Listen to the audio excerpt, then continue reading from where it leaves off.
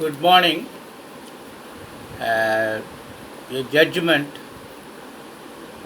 which exhibits how the central government law commission,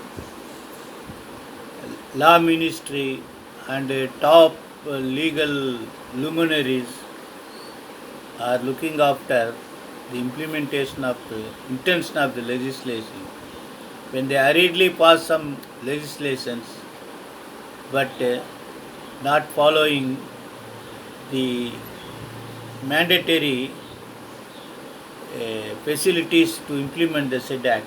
That is what had happened. Family Courts Act, Domestic Violence Act, this Protection of Senior Citizen Act, the lethargic attitude of the central government and state governments were periodically exhibited. Here in given case, you see AR 2020 Calcutta 82, Ganapati Dialcom Private Limited was Union of India.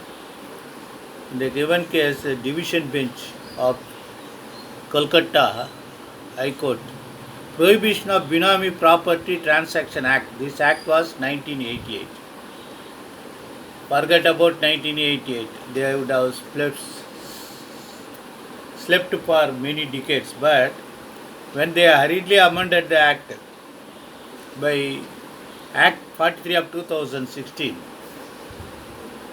they have amended 24, Section 28, 29 and 1. There also they have again split to implement the act with the necessary facilitation. What was that? They had to have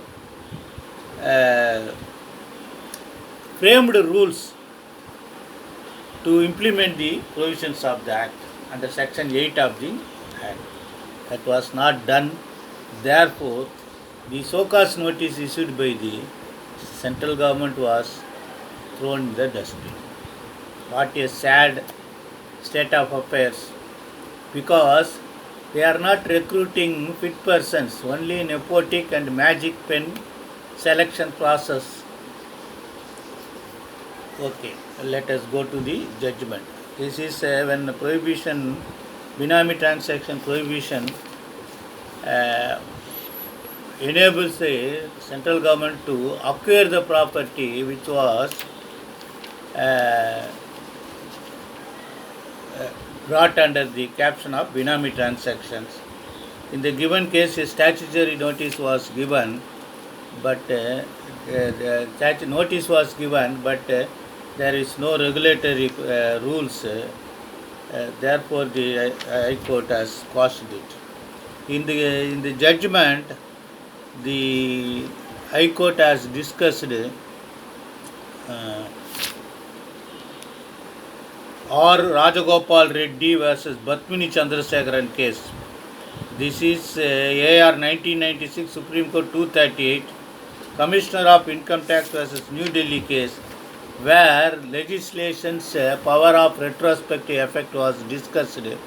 That also helps you to understand what is prospective and retrospective when new act was brought in force. In the oldest case, Queen Bench case, Phillips vs. Ayer, therein the general principles was laid down that there must be retrospective legislation. Then question of fairness was discussed in so many judgments.